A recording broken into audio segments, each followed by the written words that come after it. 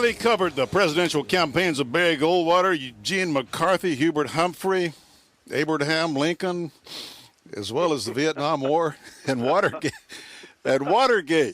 Sam Donaldson has been in the broadcasting, telecasting, news business, the nightly ABC News show, so many things for so many years. The White House beat for a year and a half, and now you can see him Sunday mornings as a guest panelist on ABC's This Week. Sam Donaldson, thank you for being with us, Sam.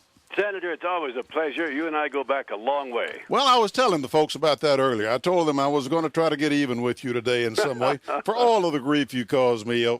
But you never did. You were always fair to me, and but we did go back a long ways. One of the signal moments of my reporting career was sitting at that table at S315, Russell Building, and here's young Fred talk. Mr. Butterfield, do you know of any listening devices in the President's Oval Office? Ooh.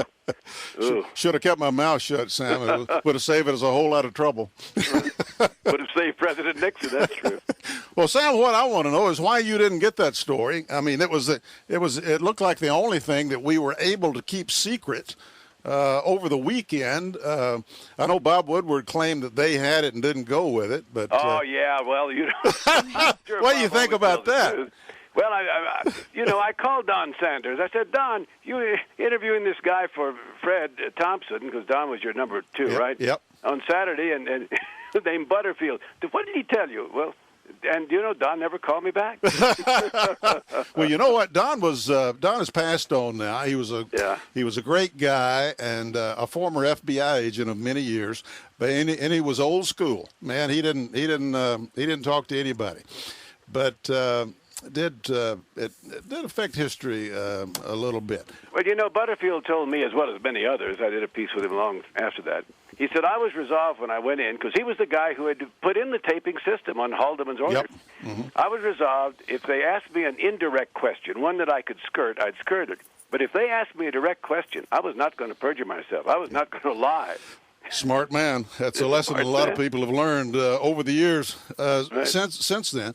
Sam, I know you were talking yesterday, and we were talking over the weekend and this morning and so forth about Ted Kennedy, the Kennedy legacy. Of course, I served with him for 8 years, was not a close friend like a lot of people. Gosh, he served, almost 47 years. Do you have any particular Kennedy remembrances in your time on the Hill?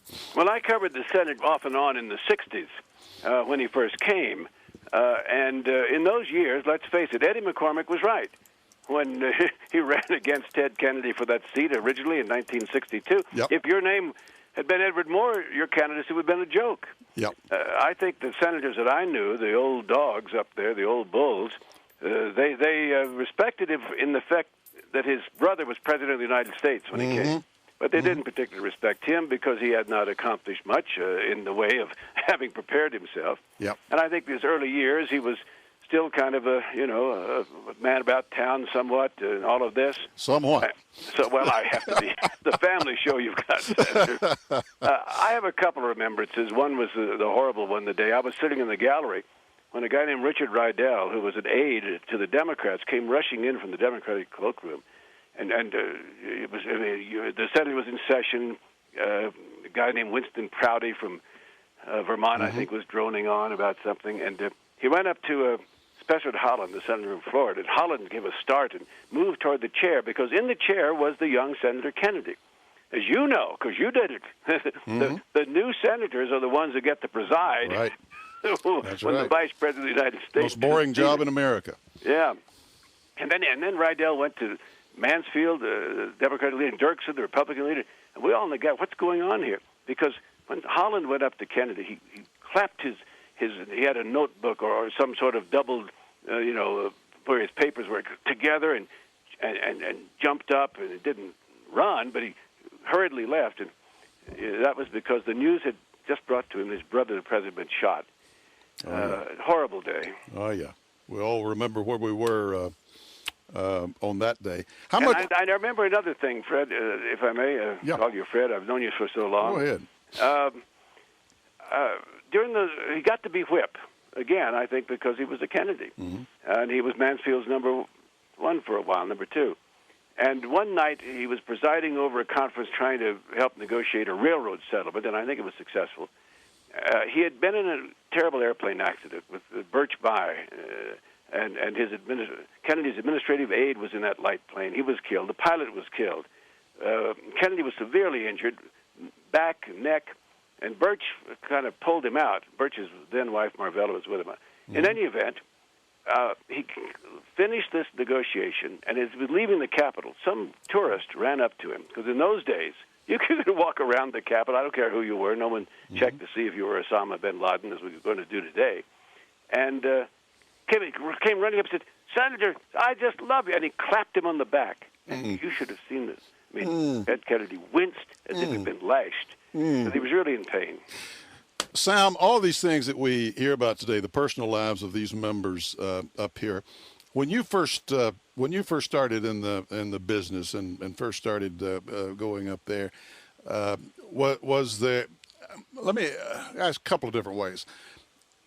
Was there more or less of the shenanigans going on, and did the press treat it differently then than they do now? Well, I imagine there was just about the same amount of shenanigans, to use your word, now that you want to. It's a technical term. It's a technical term that everyone understands. I wasn't aware of a lot of it. I was a green cub behind the years. I was just making my way in all of this. But the press did treat it differently. The Washington rule in those days that I quickly came to learn was this. If you caught a member of the administration or a member of the Congress doing something on Saturday night in Georgetown, let's say Senator X was there and he was 3 sheets to the wind, but he wasn't, assaulting anyone, you didn't report that. That was his private business. But if he was on the Senate floor weaving around trying to vote for his constituents and he was 3 sheets to the wind, you reported that. In other words, misconduct in the performance of your official duties was considered to be reportable.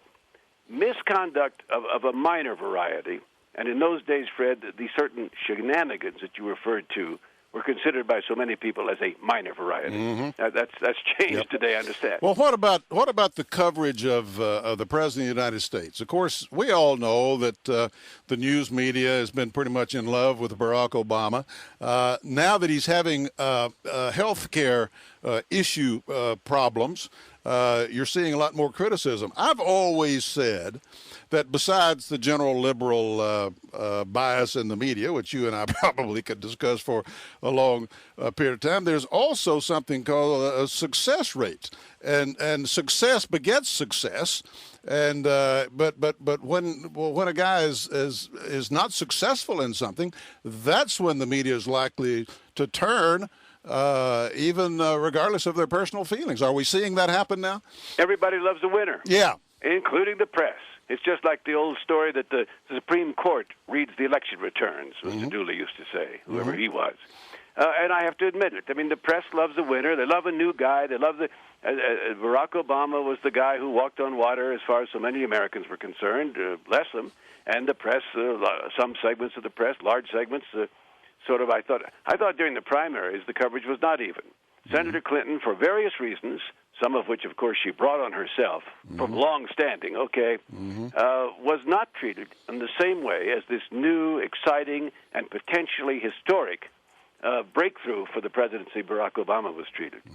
Well, now he doesn't walk on water, and it's not his fault. I mean, he's the same guy, but the problems of the presidency are such, I didn't tell you about that when you get there, you discover, it's tougher than I thought.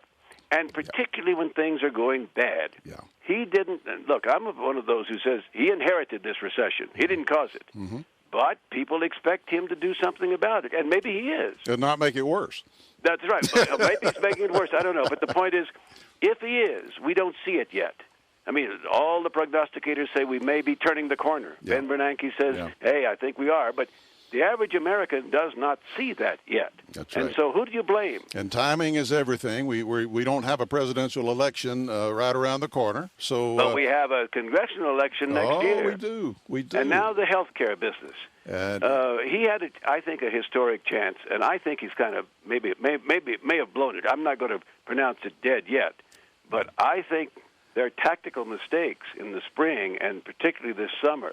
in trying to herd those cats on Capitol Hill. They're cats, the Democrats. Yeah.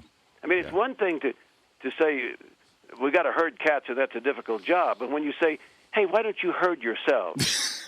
Oh, come on. Sam, you've put your finger right on it. Thank you for being with us today. As always, Always a pleasure, Senator. I Always a appreciate pleasure. it. Appreciate you being with us.